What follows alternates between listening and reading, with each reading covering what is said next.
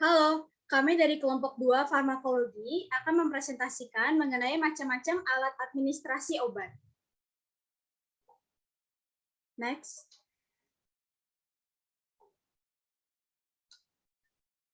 Nah, berikut adalah nama anggota dari kelompok kami. Ada saya sendiri, Thalia, Jessica, Angelic, dan Egidia. Nah, kita mulai terlebih dahulu. Yang pertama dari MDI atau Metered Dose Inhaler. Jadi MDI ini adalah alat terapi inhalasi dengan yang terukur yang disemprotkan dalam bentuk gas ke dalam mulut dan dihirup. MDI adalah sistem pengobatan inhalasi yang paling umum digunakan selama lebih dari 50 tahun. Nah, kemudian keuntungan dari MDI ini ada bermacam-macam. Yang pertama, lebih mudah dibawa, baik untuk penanganan saat kondisi pernafasan akut, misalnya pasien asma. Kemudian lebih murah, recycle dengan baik, dan meminimalkan oksidasi terhadap bahan terapeutik dan kontaminasi mikroba. Efektif untuk penanganan gangguan pernafasan.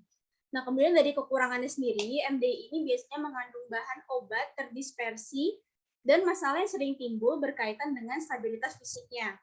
Seringnya obat ini menjadi kurang efektif, kemudian efikasi klinik biasanya tergantung pada kemampuan pasien sendiri dalam menggunakan MDI dengan baik dan benar.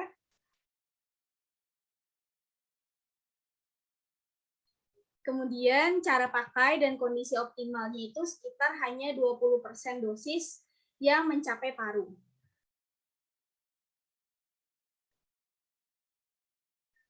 Oke, kemudian nama obat yang biasanya digunakan dalam MDI ini adalah Ventolin Inhaler.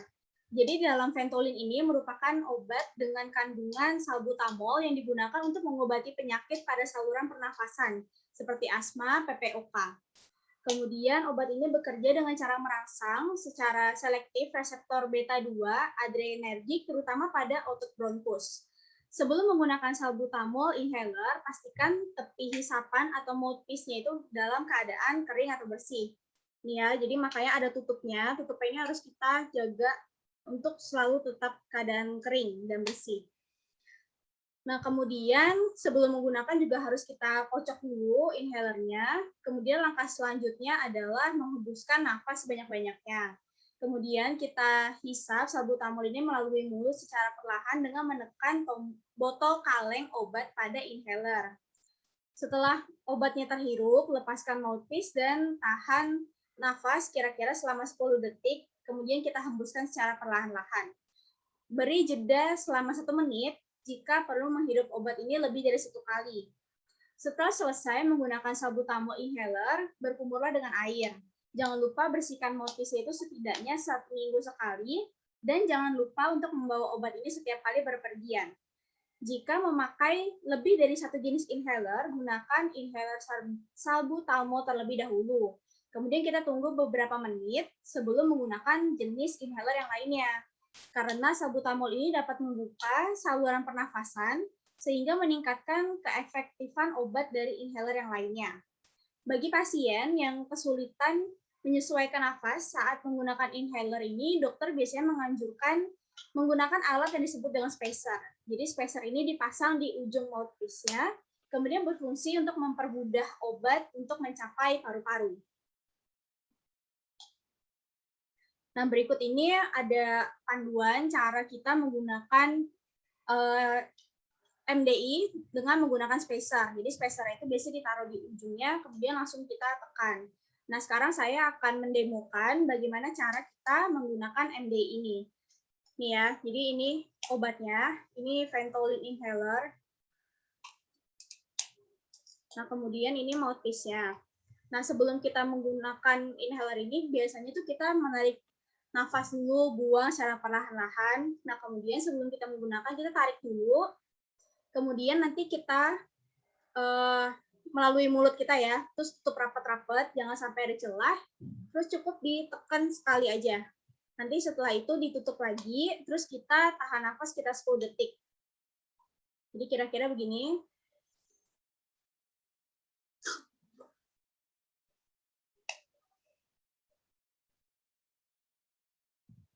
Nah, Kira-kira begitu ya. Nanti setelah itu bisa baru kita kumur-kumur dengan menggunakan air.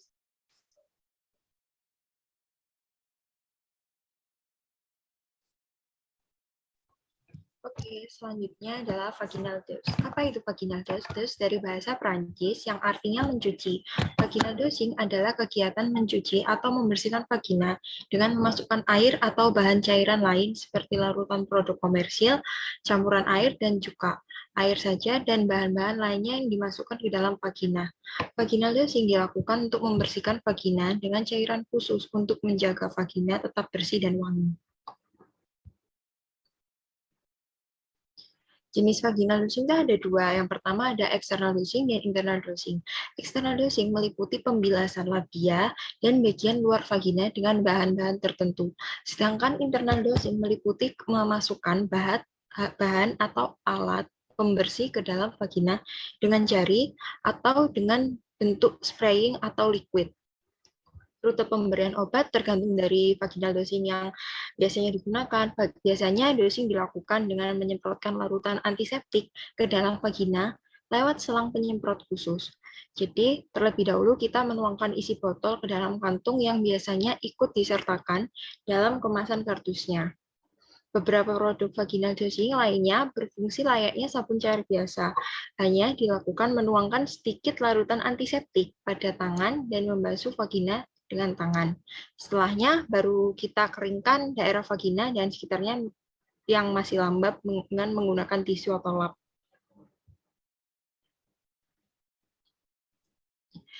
Kelebihan dan kekurangan vaginal dosing. Berfungsi membunuh bakteri sehingga membantu meredakan keputihan, gatal, atau bau tak sedap pada vagina. Kalau bisa kita sebisa mungkin menghindari penggunaan vaginal dosing ya terlalu sering. Kalau bisa malah kita usahain jangan pakai sama sekali karena tidak ada bukti ilmiah soal manfaat nyata dosing bagi kesehatan reproduksi wanita. Dosing justru bisa menimbulkan resiko dan bahaya yang tidak setimpal dengan efek rasa segarnya.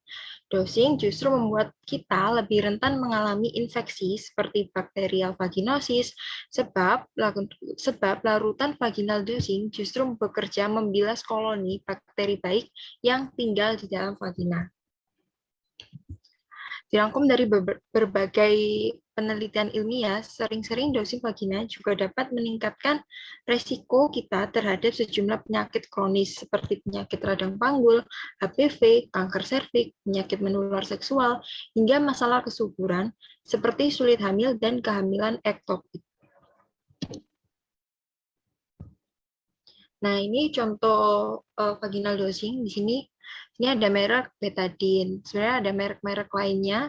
Yang saya contohkan adalah ini. Oke.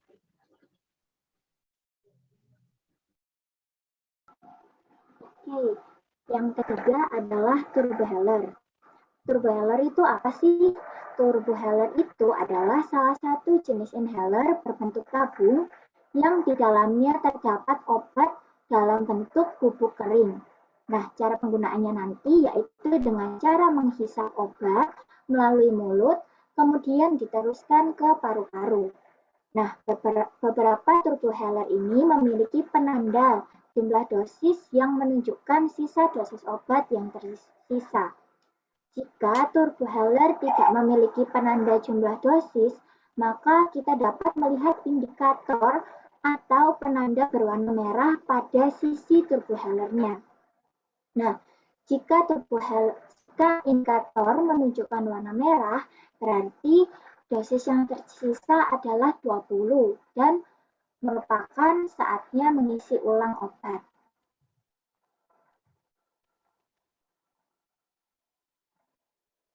Kelebihannya, yang pertama, lebih mudah dan cepat digunakan daripada inhaler. Penggunaan turbohaler ini tidak perlu dikocok terlebih dahulu seperti MDI tadi, karena turbohaler tidak memerlukan propelan dalam mendistribusikan obat. Yang ketiga, lebih mudah dibawa kemana saja. Yang keempat, tidak memerlukan spacer sebagai alat bantu. Kekurangannya yang pertama, tidak dapat digunakan di bawah umur 5 tahun atau pasien dengan fungsi paru-paru yang lemah. Yang kedua, perlu menarik nafas yang dalam ya, sehingga tidak tepat digunakan pada keadaan darurat. Untuk apa sih penarikan nafas dalam ini? Untuk memilah-milah formulasi bubuk menjadi partikel tersentuh kecil seefisien mungkin dan akibatnya untuk memastikan obat tersebut dikirim ke paru-paru. Turbohaler ini rentan terhadap kelembapan. Misalnya, bila pasien menghembuskan nafas ke mouthpiece turbohaler, akan mengakibatkan agregasi serbuk dan mempengaruhi jumlah obat yang terlepas dari turbohaler. Nah, rute obatnya. Yang pertama, lepaskan tutup turbohaler, tarik inhalernya ke atas. Nah, seperti ini ya. Kita lepaskan, ini contoh obatnya seperti ini. Kemudian ini kita putar begini, terus kita tarik ke atas. Nah, kita putar turbohalernya ini ke kanan, lalu ke kiri dengan cepat, sampai dia terdengar bunyi klik. Ini ke kanan, lalu ke kiri. Nah, saya ulangi ya. Nah, dia keluar bunyi klik. Nah, kemudian kita keluarkan nafas, kemudian kita letakkan alatnya di antara mulut dan bibir. Jadi begini. Nah, seperti itu. Kemudian condongkan kepala ke belakang sedikit, lalu hisap obatnya dengan menarik nafas kuat dan dalam. Keluarkan alatnya dari mulut, kita tahan nafas 5-10 detik, kemudian kita bernafas secara perlahan, tutup kembali turbohaler dan berkumur dengan air hangat. Nah, jadi seperti ini ya.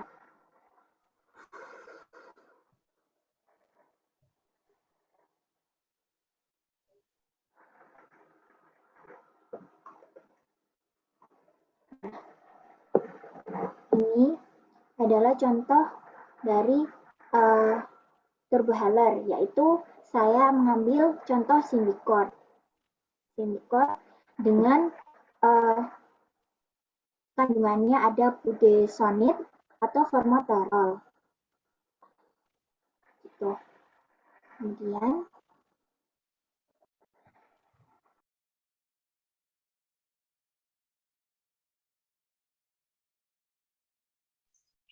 Oke, selanjutnya yaitu nebulizer. Di dalam dunia kedokteran, nebulizer adalah obat dalam bentuk uap untuk dihirup ke dalam paru-paru dan biasanya digunakan untuk pengobatan penyakit pernafasan seperti fibrosis sistik, asma, PPOK atau penyakit paru obstruktif kronis, dan lain-lain. Untuk kalian yang mempunyai masalah batuk hingga sesak, alangkah baiknya tidak langsung menggunakan nebulizer ini tanpa resep dokter, karena kalian tidak tahu dosis yang harus kalian gunakan. Jadi dianjurkan untuk sesuai dengan anjuran dokter. Oke, kelebihan dari nebulizer ini, harganya ekonomis, penggunaannya mudah dan tidak cepat panas pada penggunaan yang cukup lama, serta tahan lama dan mudah dibersihkan. Untuk kekurangannya, suaranya bising, berat, dan ukurannya lebih besar dibandingkan dengan tipe ultrasonik. Oke, sambil saya menjelaskan cara pemakaiannya, saya akan mendemonstrasikan bagaimana menggunakan nebulizer.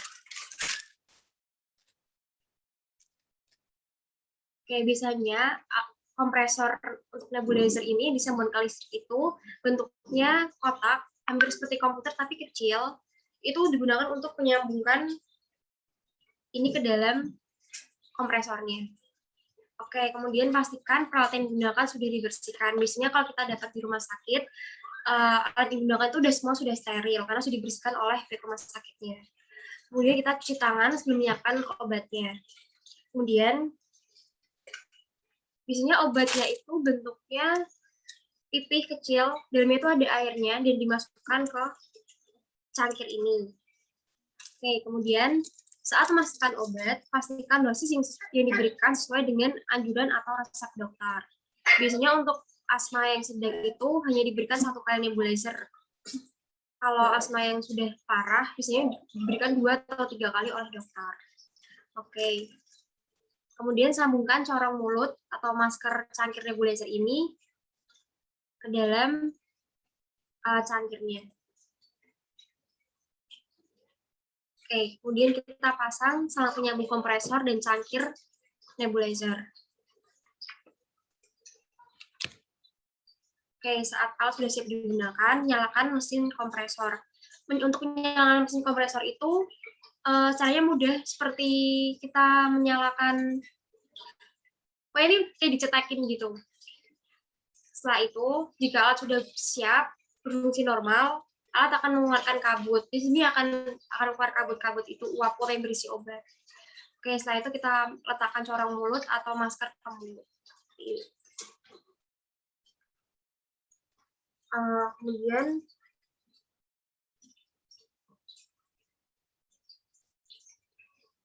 pastikan tidak ada celah ya untuk mendapatkan, kita tarik di depan ini, di sini. Kemudian kita bisa duduk atau kita tiduran semi hauler, setengah tidur setengah duduk. Kemudian untuk kita prosedur ini memakan waktu sekitar 15-20 menit. Ketika menggunakan alat, bernafaslah secara perlahan hingga obat habis. Jadi kalau menggunakan nebulizer ini, kita hirup udara secara kuat, kita hembuskan agar obat masuk dengan baik. Kemudian selama menggunakan nebulizer, kita jaga cangkir nebulizer agar tetap tegak selama digunakan.